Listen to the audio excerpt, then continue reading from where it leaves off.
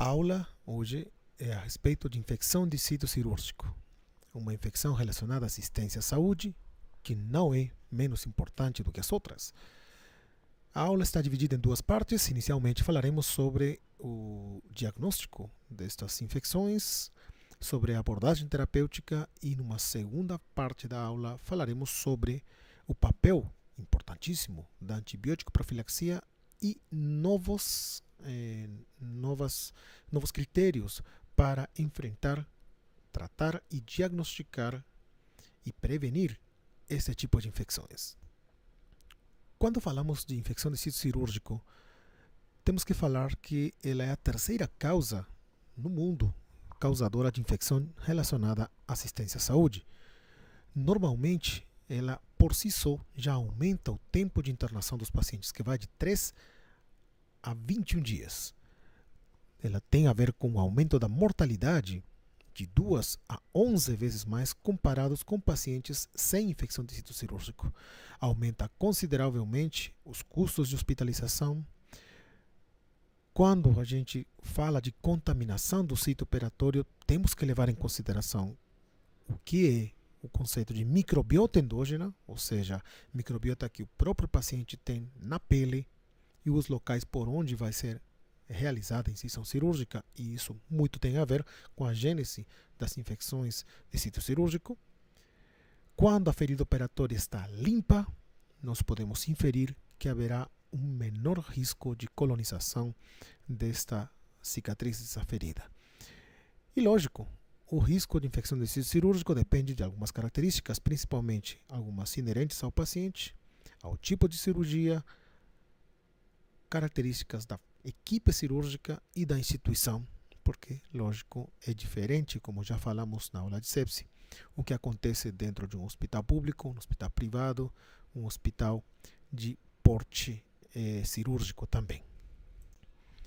E assim, então, quando falamos de fatores de risco para a infecção do sítio cirúrgico, nós temos que dividir, então, em fatores intrínsecos, que são inerentes ao paciente, e extrínsecos, inerentes ao procedimento. Entre os fatores intrínsecos temos a idade, estado nutricional, diabetes, tabagismo, obesidade, infecções em outros focos, colonização por micro-organismos, alteração da resposta imune, gravidade da doença, que são os principais. Nos fatores extrínsecos, nós temos a classificação do procedimento cirúrgico, para saber se é um procedimento de grande porte, de baixo porte,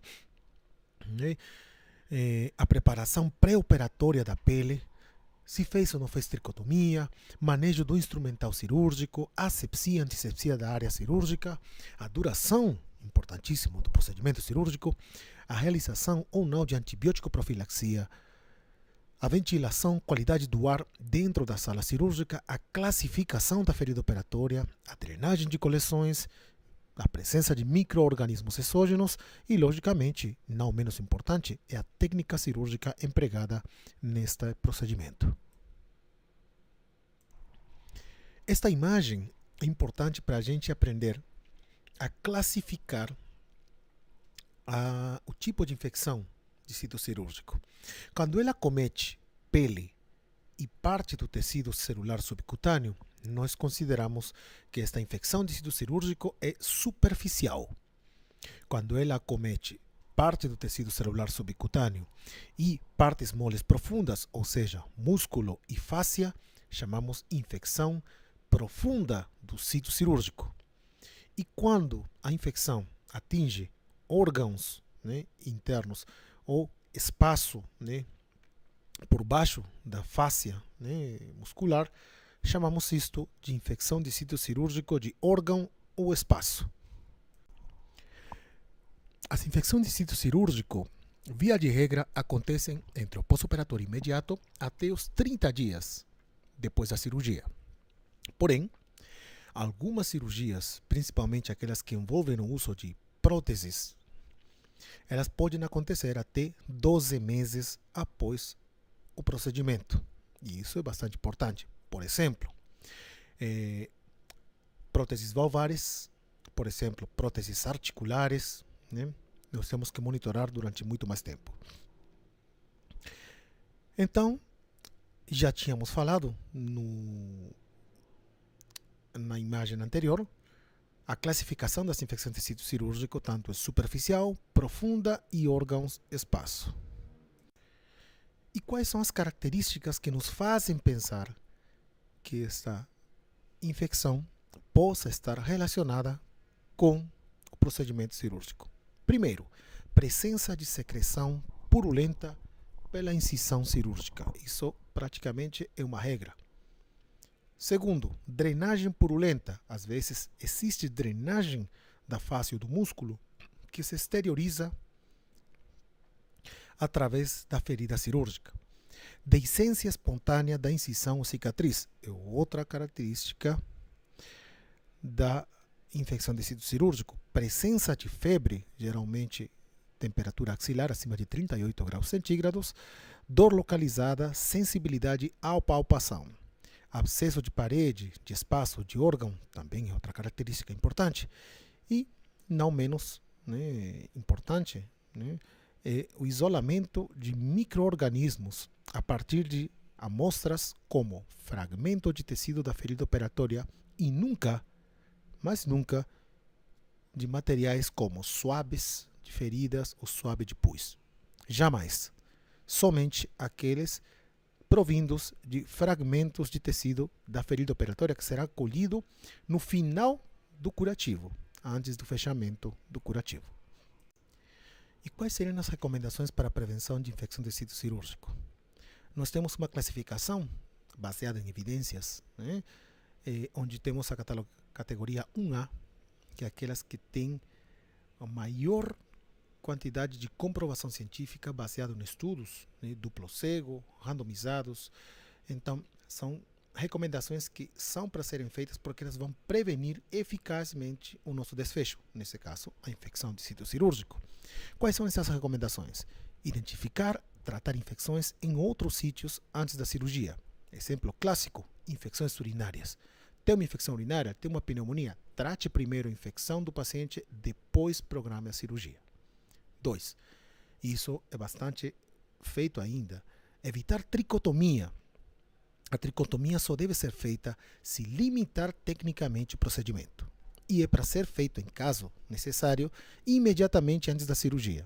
Então, já quando o paciente está em sala. Outra recomendação importantíssima é realizar antibiótico profilaxia. Mas não é para realizar a infusão do antibiótico lá na enfermaria, da clínica cirúrgica, nem muito menos na hora que você está abrindo o paciente e aí o anestesista decidiu fazer o antibiótico. Não.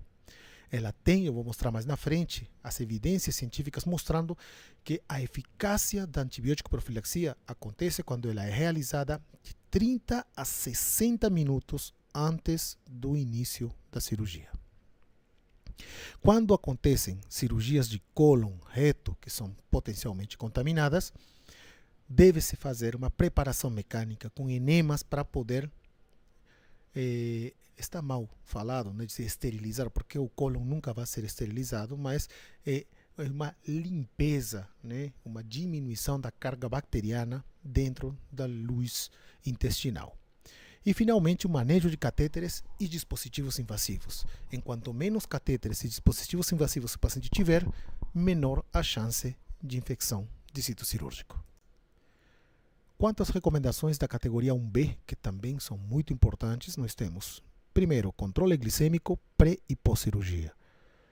Isso aqui é bastante importante. Parar de fumar nos pacientes tabagistas pelo menos 30 dias antes da cirurgia. Está demonstradíssimo que previne a infecção de tecido cirúrgico, já demonstrado, já com muitos trabalhos, demonstrando que isso é um fator preventivo. Evitar transfusões sanguíneas, somente as necessárias. A realização de banhos de clorexidina uma noite antes da cirurgia também tem demonstrado que ajuda e é preventivo. A preparação da pele com agentes antissépticos, principalmente no local onde será feita a incisão. A paramentação correta, evitando o uso e proibindo o uso de adereços como relógios, anéis, correntes, pulseiras, utilizando as unhas curtas também para evitar acúmulo de sujeira e microbiota e onde é difícil de realizar a higienização. Outra recomendação importante é a questão de ventilação com pressão positiva dentro da sala cirúrgica, com 15 recâmbios aproximadamente de ar por hora. Também tem se demonstrado que é preventivo. Finalmente, manter fechada a porta da sala de cirurgia, tendo um acesso restrito. Então, isso que normalmente alguns estão acostumados a vivenciar, da sala cirúrgica, porta aberta, todo mundo entra, todo mundo sai, todo mundo fala. Realmente isso está demonstrado que aumenta a chance de infecção de sítio cirúrgico. Quais são os exames úteis no enfoque diagnóstico das infecções de sítio cirúrgico? Hemoculturas, nunca esquecer. Mas geralmente dá negativa. Sim, isso é verdade. De 5 a 15% vão ser somente positivas, mas quando é positiva, ajuda e muito. Leucograma, nosso velho amigo leucograma, que nos ajuda muito para demonstrar se há ou não há uma resposta inflamatória sistêmica, não necessariamente associada à infecção. Sabemos que das primeiras 24 horas do pós-cirúrgico há uma leucocitose que é esperada. Gasometria arterial, punção licórica, principalmente quando se fazem neurocirurgias, é necessário fazer uma punção licórica às vezes quando se está suspeitando de meningite pós-cirúrgica. Tomografias computadorizadas para saber se há presença ou não de coleções, às vezes no local onde foi realizado o procedimento. Cultura de tecidos ou secreções, geralmente nas reabordagens. Houve, por exemplo, uma necessidade de reabordar o abdômen, pode coletar secreção de dentro do abdômen, por exemplo, né? Aí sim é válido. E quais são as etiologias ou as causas, né, mais frequentes das infecções de sítio cirúrgico? Quando falamos de bactérias, geralmente temos gram-positivos e gram-negativos. Dentre os gram-negativos, principalmente Escherichia coli, até 15 a 29% dos casos. Estafilococo coagulase negativo, ou seja, aqueles que não são áureos, geralmente epidermides, hemolíticos, principalmente, de 10 a 29%. O estafilococo aureus também é importante, até 14% dos casos também é causado por Staphylo aureus. O Enterococcus fecalis, né? Enterococcus fecalis também é um principal causador, de 10 a 17%. Klebsiella pneumoniae, de 4 a 8%, menos frequente. E, lógico, as etiologias polimicrobianas, de 30 a 40%. Então, o que isso quer dizer? Que nós, quando diagnosticamos uma infecção de sítio cirúrgico e precisamos utilizar antimicrobiano, precisaremos de um espectro um pouco mais amplo para poder cobrir tanto o gram-positivo e o gram-negativo enquanto nós fazemos a pesquisa e a investigação de qual é a etiologia. Quanto ao tratamento das infecções de sítio cirúrgico, quando tratamos feridas infectadas, por exemplo, quais são os principais esquemas, quais são os principais patógenos?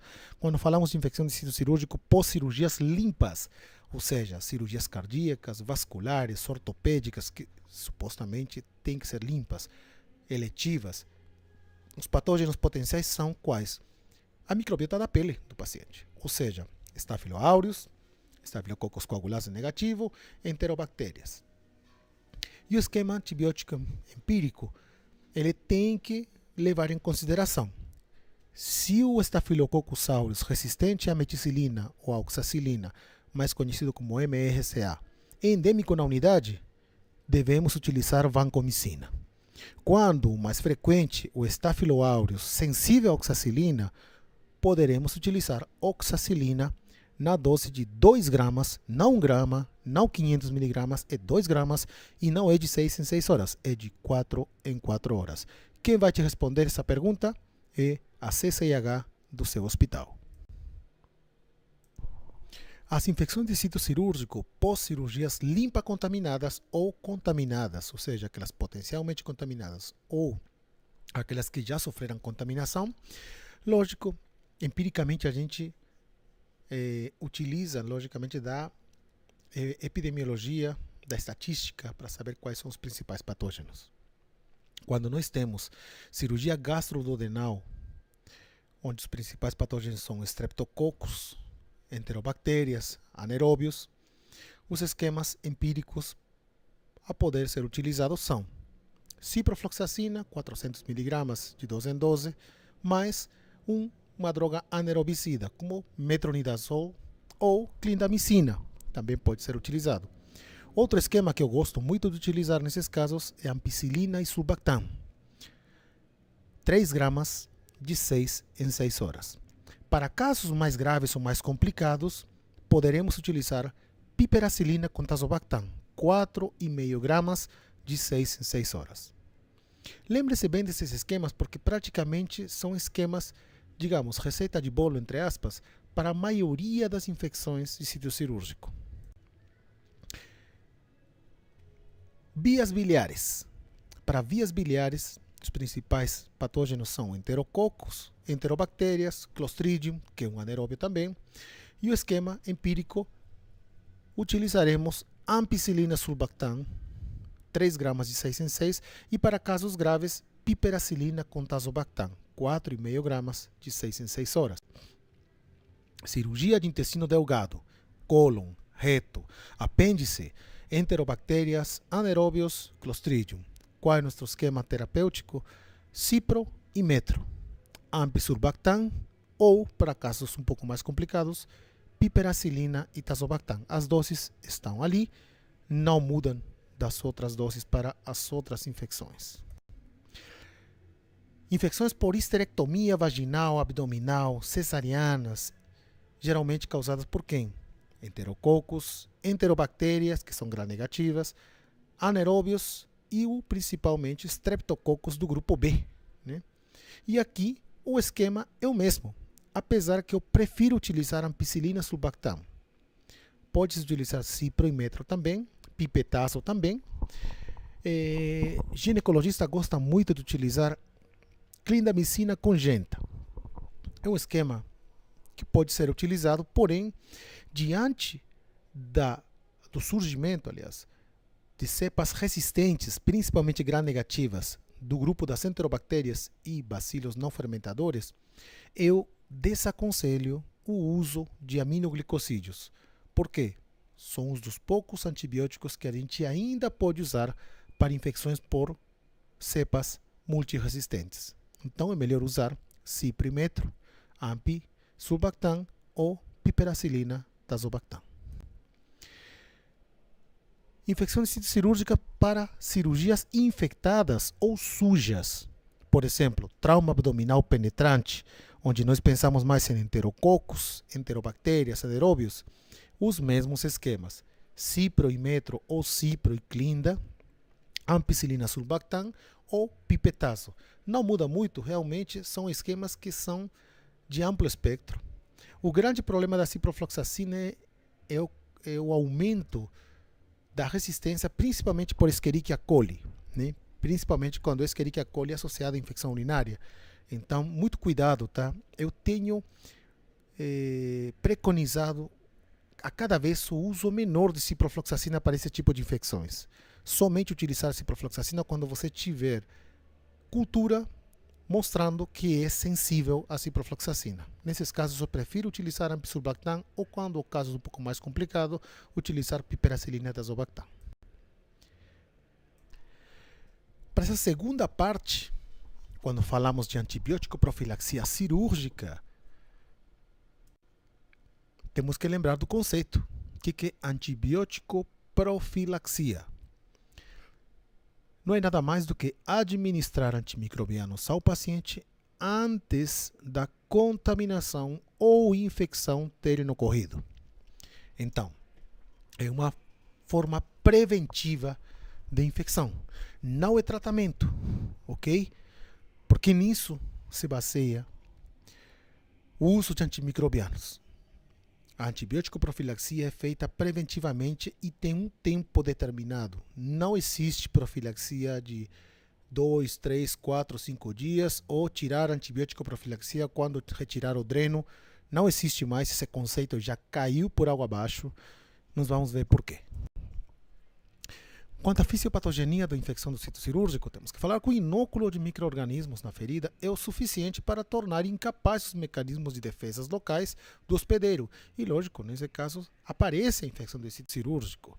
O objetivo da antibiótico profilaxia é erradicar ou retardar o crescimento de micro-organismos para evitar uma infecção cirúrgica. E a profilaxia cirúrgica consiste na administração de antibióticos antimicrobianos ao paciente para diminuir o risco de infecção cirúrgica. Então, o uso do antibiótico não é um substituto da técnica cirúrgica adequada.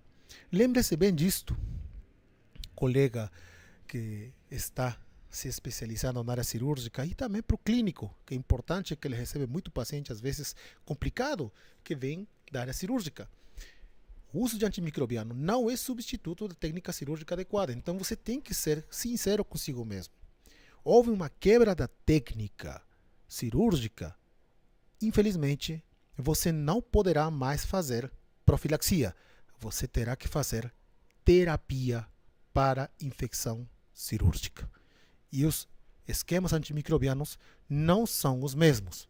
Vocês viram na infecção de sítio cirúrgico, por algum momento eu mencionei a cefazolina? Jamais, né?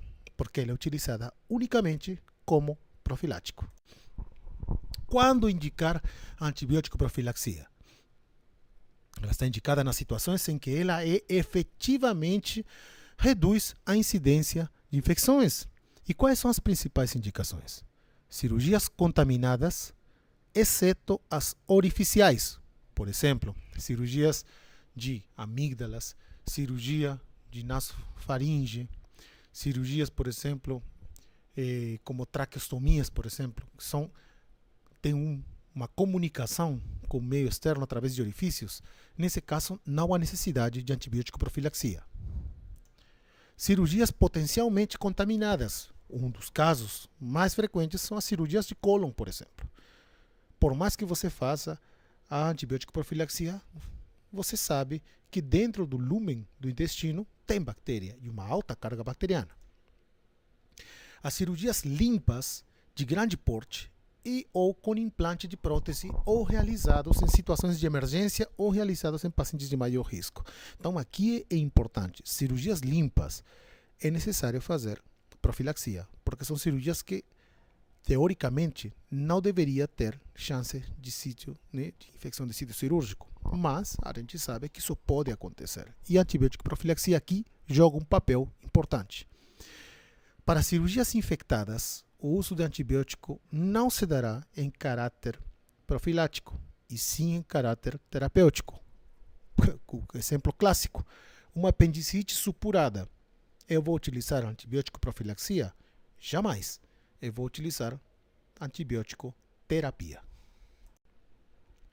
As infecções em áreas cirúrgicas geralmente ocorrem em alguma localização ao longo da área cirúrgica e sempre após o procedimento. Essas infecções em áreas cirúrgicas é a infecção hospitalar mais comum. Nos Estados Unidos é a mais comum. 38% de todas as infecções em pacientes cirúrgicos estão associadas ao local da cirurgia. Geralmente acontecem de 0 a 30 dias após a cirurgia ou até um ano, como falamos anteriormente, para procedimentos que tenham envolvido implantação de material estranho, como por exemplo próteses, ok? Quando falamos de epidemiologia das infecções em áreas cirúrgicas, falaremos então das infecções incisionais, ou seja, associadas ao local onde se fez a solução de continuidade por uso, logicamente, de instrumental cirúrgico. Nesse caso, é de 60% a 80% das infecções em áreas cirúrgicas acontecem aqui. As infecções de órgão ou espaço, lembrando que eram as mais profundas, elas são, aliás, as mais graves. São as menos frequentes, porém são as mais graves. 93% de mortalidade das infecções em áreas cirúrgicas. Nesse caso, temos que lembrar que os estafilococos, tanto as Staphylococcus aureus, Staphylococcus coagulase negativo, Enterococcus, Escherichia coli, ou seja, todos aqueles que fazem parte da microbiota de pele e às vezes de vísceras, são os agentes etiológicos mais frequentes das infecções senárias cirúrgicas. Então, definindo o que é antibiótico profilaxia. É o uso de drogas antimicrobianas para impedir doenças causadas por agentes sensíveis à sua ação. Essa frase aqui, colocada no pé de página aqui do slide, do médico e cientista Pedro Abdala, em 1956, ele é válido até os dias de hoje. Deve-se ter em mente que os antibióticos não suprem os cuidados habituais de asepsia e antisepsia, nem dispensam os princípios fundamentais de tratamento das infecções cirúrgicas. Ou seja, o fato de você fazer antibiótico profilaxia não impede ou não te livra de você fazer asepsia e antisepsia, de desgermar suas mãos, de evitar falar durante a cirurgia, de ter uma boa técnica cirúrgica e, logicamente, saber que quando houve uma quebra de algum desses processos, você deverá tratar a infecção e não prevenir, porque a chance de acontecer já é alta. Quais são os riscos e desvantagens da antibiótico profilaxia? Lógico, um dos riscos da antibiótico profilaxia é a profilaxia indiscriminada. Quer dizer, vamos fazer profilaxia para todo mundo. E não é assim. Nós falamos que tem indicação para profilaxia, né, cirúrgica, como é o caso das cirurgias limpas, potencialmente contaminadas, por exemplo. Né? Resistência. Muitas das bactérias causadoras de infecção de sítio cirúrgico estão começando a ter resistência aos antimicrobianos que se utilizam para profilaxia, como é o caso das cefalosporinas de primeira geração, da ampicilina sulbactam, por exemplo. E isso é preocupante. Modificação na microbiota normal. É lógico, você faz antibiótico profilaxia, você vai fazer uma varredura de toda a microbiota normal que é sensível. Então, por isso, a necessidade de se fazer a profilaxia durante um curto tempo. Se você utilizar muito tempo, você vai mudar a microbiota do paciente. Efeitos colaterais. É lógico, nem sempre é inócua. Toda a administração de antimicrobiano pode trazer efeitos colaterais e isso varia de paciente a paciente. Finalmente, o custo. Profilaxia gera um custo, lógico, para a instituição, para a secretaria, para o hospital onde você estiver trabalhando. Agora, quais são os benefícios e as vantagens? Principalmente, redução da mortalidade, da morbidade, do tempo de internação e das complicações não infecciosas. E uma menor seleção de estirpes bacterianas resistentes. Lembrando que toda vez que você utiliza um antimicrobiano qualquer, mesmo que seja para profilaxia, você está selecionando as bactérias que são resistentes a ele. Isso se chama pressão de seleção. Por isso, reitero, a necessidade de se fazer profilaxia durante um tempo curto. Quais são os critérios para o uso do antibiótico profilaxia? Esse antibiótico tem que ter benefícios maiores do que desvantagens. Uso no pré-operatório imediato e até no máximo 24 horas do pós-operatório. Olha só, não é até sair o dreno, não é até a ferida operatória estar limpa ou seca, não. Máximo de 24 horas pós-procedimento. Antibiótico ativo contra micro-organismo envolvido na infecção, ou seja, você, dependendo do sítio onde você for operar, você tem que fazer uma profilaxia especial. Nós temos um manual no HRT, você pode solicitá-lo na CCH, onde estão as indicações de profilaxia cirúrgica dependendo da topografia cirúrgica, ok? Esquema e dose adequada, tem que se adaptar às doses. Hoje nós sabemos, e nós vamos ver isso um pouquinho mais na frente, pacientes obesos precisam de uma dose maior de antimicrobiano. Avaliação do risco da infecção, defesa, tempo de cirurgia, predisposição à infecção, todos são critérios que têm que ser tomados em consideração, ok? Qual a flora causadora de infecção? Qual a microbiota que pode causar infecção? Temos a microbiota endógena e a exógena. Ela é diferente dependendo dos sítios cirúrgicos envolvidos. Por exemplo, procedimento cutâneo, por exemplo, Staphylo aureus, Staphylos epidermidis, que é o Staphylococcus coagulase é negativo. Cirurgias cardíacas torácicas, Staphylo aureus, Staphylo epidermidis. Cirurgias abdominais, além dos estafilococos que podem estar na pele, quando é gastroduodenal, temos que pensar em cocos gram-positivos e bacilos gram-negativos. Cirurgias coloretais, bacilos gram-negativos e anaeróbios. Vias biliares, bacilo gram-negativo. Cirurgias ginecológicas ou obstétricas, bacilos gram-negativos, pela proximidade, lógico, do trato urinário, né? Streptococos do grupo B, anaeróbios. Cirurgias ortopédicas, Staphylo aureus e Staphylo coagulase negativo. Já nesta tabela, mostramos o risco de infecção dependendo do tipo de cirurgia.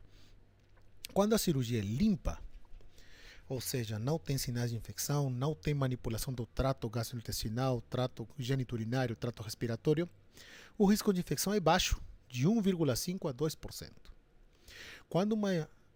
Quando é uma cirurgia limpa contaminada ou potencialmente contaminada, que quando ela compreende trato gastrointestinal, trato respiratório, geniturinário, orofaringe em condições controladas, de 2 a 7% o risco de infecção. Cirurgias contaminadas, quando, além do local, né, que normalmente tem microbiota, tem inflamação aguda, ou a presença de urina ou bile infectadas, ou presença de secreção no trato gastrointestinal, ou quebras de técnica, olha, o risco de infecção já vai para 15%. E lógico, uma cirurgia infectada, que quando existe uma infecção estabelecida, como é o caso, por exemplo, de uma apendicite perfurada, por exemplo, né? Uma peritonite, por exemplo, primária, por uma apendicite perfurada, nós temos o risco de infecção, lógico, uma infecção generalizada de até 40% dos casos. Esse guideline é de 2013, né? E foi publicado no American Journal Health of System Pharmacology e é aquele que ainda está vigente quanto aos guidelines para prática, né, da profilaxia cirúrgica, né?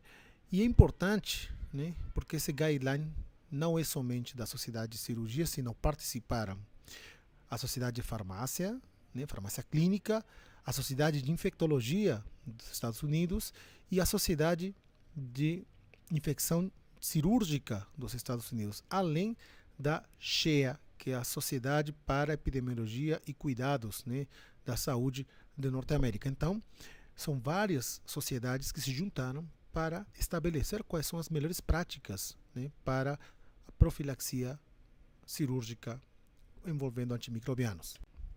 Então, baseado nisso, seria qual antibiótico? Quando falamos de antibiótico, temos que pensar, tem que ser uma droga única, endovenoso, lógico, em casos de cirurgias coloretais pode ser feito enema também, através de enema, tem que ser eficaz contra os agentes que causam infecção em sítio em questão, não pode ser bacteriostático, tem que ser bactericida, então nesse caso os beta-lactâmicos geralmente têm essa primeira opção, tem que atingir níveis tissulares adequados, causar mínimos efeitos colaterais, ser relativamente custo-efetivo, ou seja, uma meia-vida prolongada, e o mínimo impacto ecológico na flora local do paciente e na do hospital. Então, cumprindo esses critérios, a escolha geralmente não dá problemas. Quais são as escolhas? Quando se utilizam cefalosporinas, principalmente a cefazolina, o famoso Cefazol, né? Que é o que mais se utiliza como profilaxia. Podemos usar também a cefoxitina, que é outra cefalosporina também, que ajuda bastante e pode ser utilizado.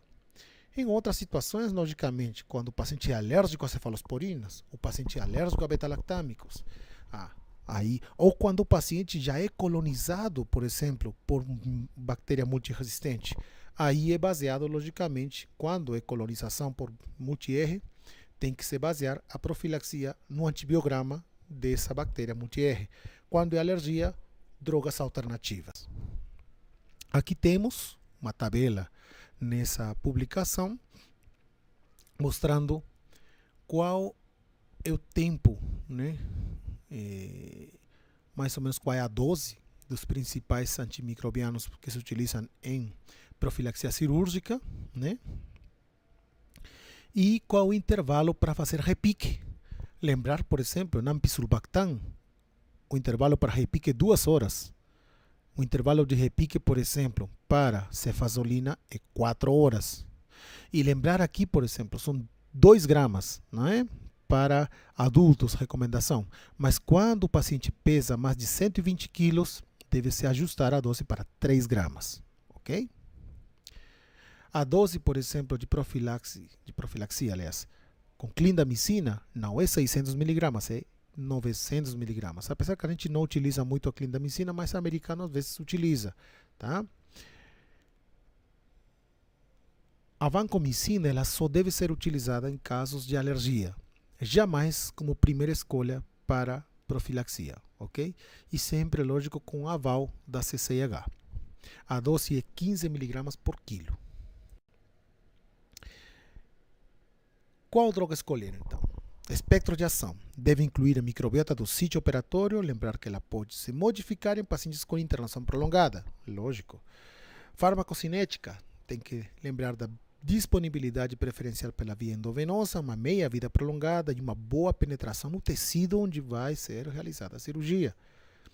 A farmacodinâmica, preferencialmente drogas bactericidas, importantíssimo. Tá? A toxicidade mais baixa possível, custo acessível e um baixo potencial de indução de resistência bacteriana. Isso é tudo que nós falamos agora há pouco, aqui aplicado a nosso raciocínio para escolher a melhor droga para profilaxia cirúrgica. Então, quais são os agentes recomendados, por exemplo, para cirurgias gastroduodenais? Né? É a cefazolina. Né? Quando há alergia, você pode utilizar clindamicina, por exemplo, com aminoglicosídeo, ou Astronan, que infelizmente nós não temos mais na rede, ou fluoroquinolona, que eu prefiro não utilizar. Já falei mais cedo que o uso de ciprofloxacina tem tido, né? Tem gerado muita resistência, principalmente de enterobactérias.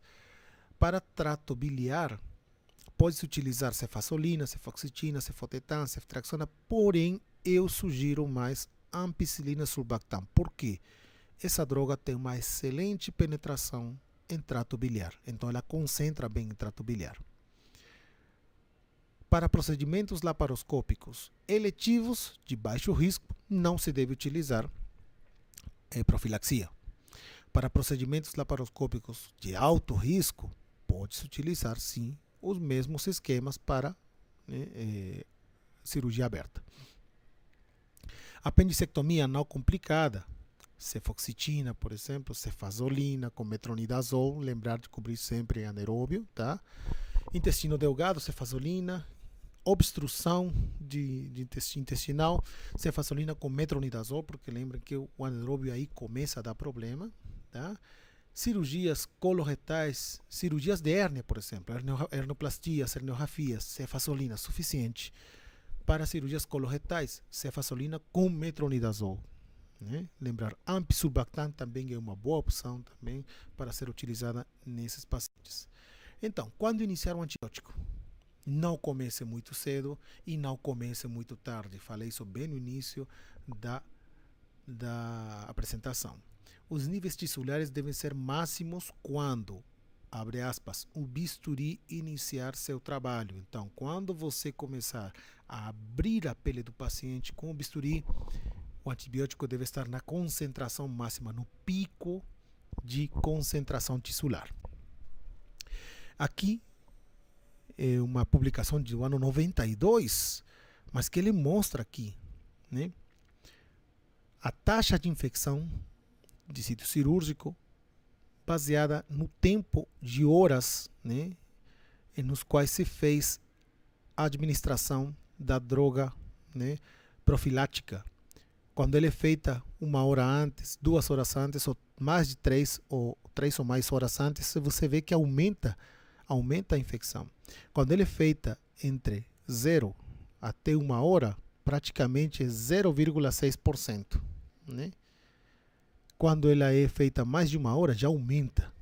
1,3%. Quando ele é feito há mais de 4 horas, 3,6% de chance de infecção. Então, baseados nisso, e aqui é outro estudo, já de 2008, mostrando que o tempo preferencial para aplicar a profilaxia cirúrgica é entre 1 hora a 45 minutos antes do procedimento cirúrgico.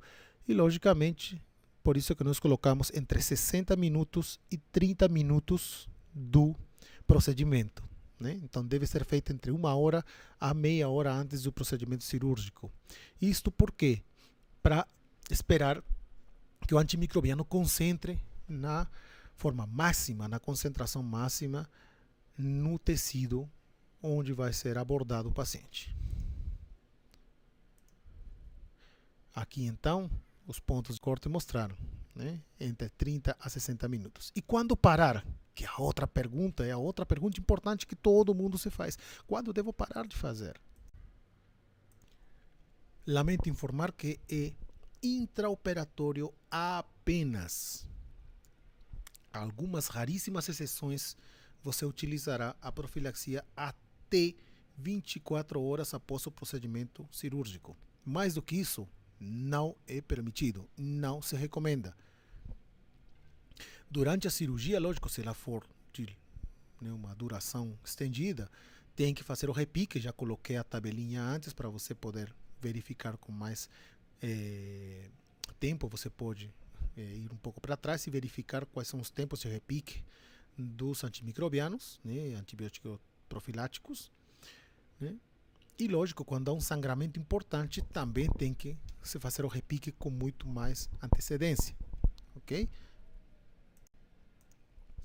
Prolongar o tempo do antimicrobiano, nesse caso do antibiótico profilático, não tem impacto na prevenção de infecção cirúrgica. Isso já está demonstrado com muitos trabalhos. Não faz diferença nenhuma. Muito pelo contrário, está relacionado com o aumento dos cepas resistentes, como é o caso, por exemplo, de enterobactérias, por exemplo, de estafilococos, né? E então, até quando então, vamos resumir, até quando eu devo fazer a profilaxia? Segundo esse artigo e esses guidelines, a duração deve ser no máximo 24 horas para a maioria dos procedimentos. Não há dados que apoiem a continuação da profilaxia antimicrobiana, por exemplo, até retirada de drenos ou até retirada de cateteres intravasculares. Essa justificativa não é mais válida, caiu por terra. A maioria das cirurgias, a dose única pré-operatória é suficiente. Por exemplo, para herniorrafias, hernoplastias, dose única pré-operatória, acabou. Acabou a cirurgia, não precisa fazer mais. Cirurgias com prótese ou de grande porte, até 24 horas do pós-operatório, é válido. Nunca além disso, nunca mesmo, ok? Então, para concluir, diremos que existe uma campanha mundial, né, de salvar pelo menos 100 mil vidas, prevenindo a infecção de tecido cirúrgico. Lembrando que 40 a 60% das infecções cirúrgicas elas podem ser evitadas. E o uso inadequado do antibiótico profilático ocorre em até 50% das cirurgias. Isso não é invenção minha, são dados do Institute for Healthcare Improvement dos Estados Unidos. Numa pesquisa que fizeram, realmente é alarmante a quantidade de cirurgias que usam inadequadamente o antibiótico de forma profética. O papel do anestesista é importante. Lembrando que nossos colegas anestesistas eles ajudam muitas vezes na escolha do antibiótico e tem muito a ver quando deve ser iniciado o antimicrobiano. Alguns lembretes, principalmente a questão do repique, né? Geralmente, quando se usa cefazolina, é até 4 horas. Procedimentos que duram por mais de 4 horas demandam dose efetiva adicional, bem como em perdas sanguíneas de mais de 1.500 ml ou hemodiluição. Tá? Para pacientes que estão em uso de antimicrobiano já antes da cirurgia, por exemplo, a necessidade de reabordar o paciente mesmo com infecção em curso, nesse caso, lógico, tem que se manter o uso do antibiótico por objetivos terapêuticos, não? E nesse caso tem que se ajustar os horários, garantindo que a administração em horário próximo à cirurgia e em nível tecidual durante todo o procedimento. De acordo a cada caso, o antibiótico será mantido posteriormente por período variável. Então, tentar apraçar o antibiótico para ele estar na dose máxima do pico máximo de concentração durante o procedimento cirúrgico. Quando se utiliza vancomicina em profilaxia cirúrgica? Isso somente quando o Staphylo aureus resistente à oxacilina tiver uma estatística, né, significante dentro do hospital onde você trabalha. Então isso é importante que seja divulgado pela CCIH do hospital, ok? Considerações finais, então. Os antimicrobianos não são inócuos e seu uso inspira cautela.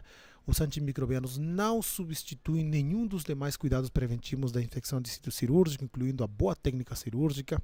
As condutas de antibiótico profilaxia podem variar entre hospitais e serviços, mas esses princípios gerais devem ser seguidos sempre, não de vez em quando. E as últimas recomendações, isso aqui é publicação recente, agora, se eu não me engano, em setembro de 2017, é uma publicação para a prevenção de infecção de sítio cirúrgico do CDC, Centro de Controle e Prevenção de Doenças dos Estados Unidos. Tinha um guideline de 99 e agora foi atualizado em 2017, né? Publicadas no artigo na JAMA Surgery, né? E substituindo as diretrizes anteriores. Entre as recomendações atualizadas estão: 1. Aconselhar os pacientes a tomar um banho completo com sabonete antimicrobiano somente quando necessário ou um agente antisséptico antes da noite anterior ao início da cirurgia. Nos partos por cesárea ou cesariana, administrar profilaxia antimicrobiana antes da incisão. 3. Na maioria dos casos, usar um agente à base de álcool para a preparação da pele na sala de cirurgia, exceto quando contraindicado. Não é necessário usar campos cirúrgicos plásticos, adesivo incisional, com ou sem propriedades antimicrobianas para prevenir infecção de sítio cirúrgico. Ou seja, é importante, ele ajuda, sim, mas não é uma necessidade, tá? Porque nós sabemos que tem locais onde não tem condições de poder fazer isso aqui, e nem por isso a infecção ela é menor nesses locais. Já está demonstrado que seguir a técnica correta, fazer antibiótico profilaxia, já diminui e muito a incidência de infecção de sítio cirúrgico. Para procedimentos limpos e limpocontaminados ou potencialmente contaminados, não administrar doses antimicrobianas profiláticas adicionais após o fechamento da incisão cirúrgica, mesmo que o paciente esteja com um dreno instalado. Isso, né, referendando o que foi falado naquele artigo de 2013, aquela recomendação. Não aplicar agentes antimicrobianos tópicos na incisão, ou seja, rifocina, mupirocina, jamais. Tá? Isso vai barrer com a flora, com a microbiota do paciente, não tem nada a ver, não vai prevenir, não aplicar. Manter o controle glicêmico, que é importantíssimo, dentro do intraoperatório em pacientes diabéticos e não diabéticos, visando níveis de glicose no sangue de menos de 200, nunca ultrapassar esse valor. Manter a normotermia do paciente. Em doentes com função pulmonar normal submetidos a anestesia geral com intubação endotraqueal, ofertar uma maior fração de oxigênio inspirado durante a cirurgia e após a extubação no pós-operatório imediato. E no postergue, não postergar a transfusão de hemoderivados como um meio de prevenir infecção de sítio cirúrgico. Não, se houver necessidade de transfundir o paciente, é necessário transfundir. Bom, chegamos ao final dessa aula, espero que tenha sido de vosso agrado e de aproveitamento de todos vocês. Esperamos vocês na próxima aula. Muito obrigado.